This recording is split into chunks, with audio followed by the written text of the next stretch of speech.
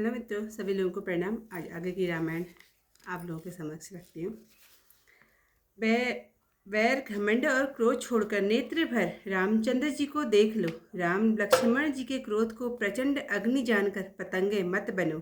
जैसे गरुड़ का भाग कौवा चाहे, सिंह के बाग को खरहा चाहे, बिना कारण क्रोध करने वाला अपनी कुशलता चाहे और शिवजी का बैरी सुख संपदा चाहे। लोभी लालची सुंदर कीर्ति चाहे, कामी मनुष्य क्या निष्कलंका पा सकता है।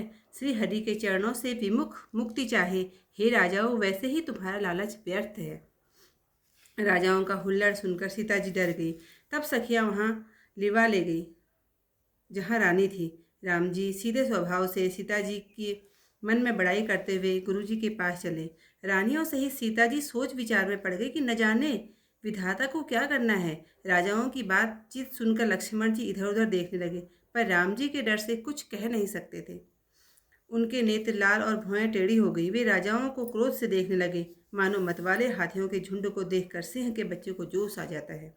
हलचल देखकर नगर की स्त्रियां बेचैन हो गई। सब मिलकर राजाओं को गालियां देने लगे। उस समय शिव धनुष का टूटना सुनकर भृगुकुल रूपी कमल के सूर्य परशुराम जी आए।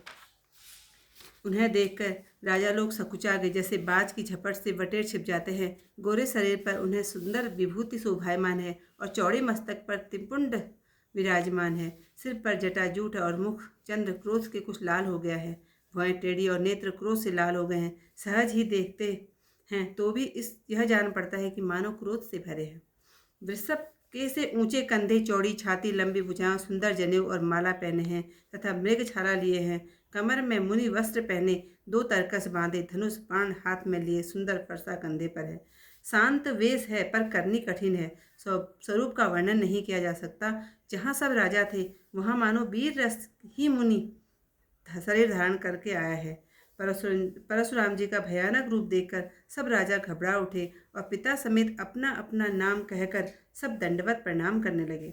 जिसे हित जानकर भी साधारण दृष्टि से देखते वह जानता कि मेरी आयु बीत गई। फिर जनक जी ने आकर सिर नवाया और सीता जी को बुलाकर प्रणाम करवाया। परशुराम जी ने आशीर्वाद दिया।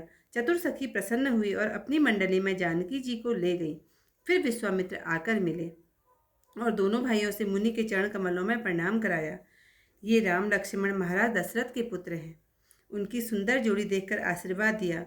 कामदेव के अभिमान को भी दूर करने वाले रामचंद्र जी के रूप को नेत्रों से देख स्तब्धित रह गए। फिर राजा जनक की ओर देखकर बोले, कहो यह भीड़ क्यों है?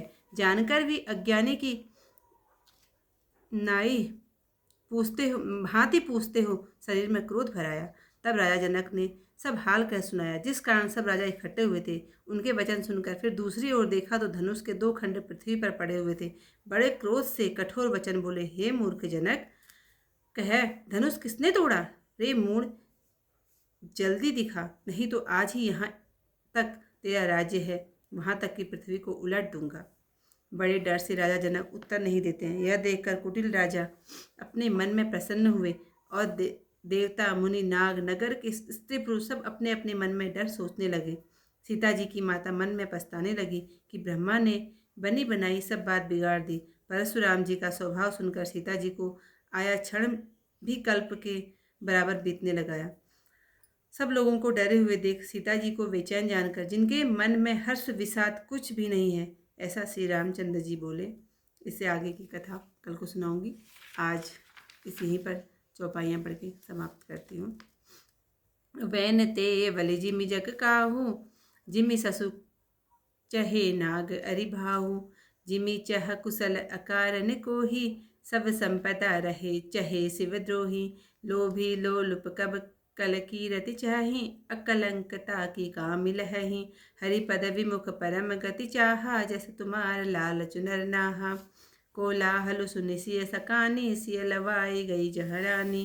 राम सुभाव चले गुरु पाही, सिय स्नेहु वर्णत मन माही। रानी न सहित सोच वचसिया, अब धो विविध काह करनिया। भूप वचन सुनि इत उत्त कहीं, लखन राम डर बोल न सकहीं। अरुण नयन भ्रिकुटी कुटिला, चितवत निपन सकोप। मनहु मत गज गण निरखी, सिंध किशोर रही चोप। खर बरु देख विकल पुर नारी, सब मिल देहि महीपन गारी। तही अवसर सुन शिव धनु भंगा, आयऊ भृगुकुल कमल पतंगा। देखी महीप सकल सकुचाने, बाज झपट जनु लवा लुकाने। गौरी शरीर भूति बल भ्राजा, भाल विशाल त्रिपुंड विराजा। शीस जटा शशिवदन सुहावा, रिस वस कछुक अरुण होई आवा। भृगुटि कुटिल नयन रिस राते, सहजऊ चितवत मनहु रिसाते। विषभ कंद उर्वाहु विशाला, चारु जनेऊ माल मृग छाला। कटि मुनि वसन धून तून दुई बांधे, धनु सर कर कुठारु कल कांधी। शांत वेशु करनी कठिना, वरन न जाई स्वरूप। धरि मुनि तनु जनु वीर रसो, आयऊ जहाँ सब भूप। देखत भृगुपति देसु कराला, उठे सकल भय विकल भुआला। पितु समेत कहि कहि निज नामा, लगे करन सब दंड प्रणामा। जेहि सुभाए चित वही हितु जानी, सौ जानई जनु आई खुटानी। जन बहोरी आई सिर नावा, सिय बुलाई प्रणाम करावा।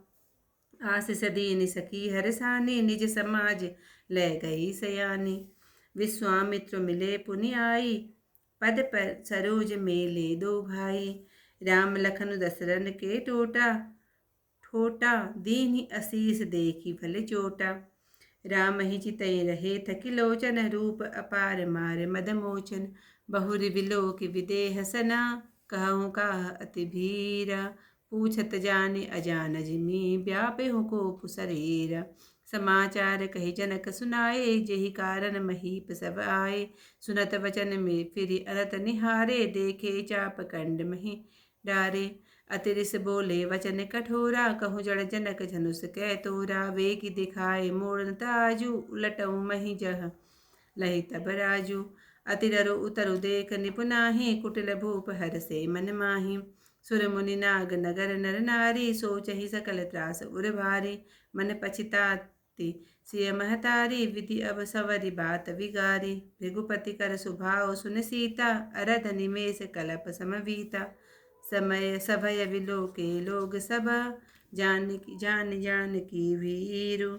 हृदय न हरस विषादु कछु, बोले श्री रघुवीर सियावर। रामचंद्र पद जय शरणम।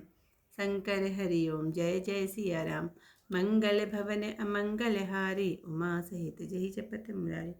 आज का अध्याय यहीं पर समाप्त करके कल को आपके नई चौपाई के साथ अर्थ सहित मिलूंगी।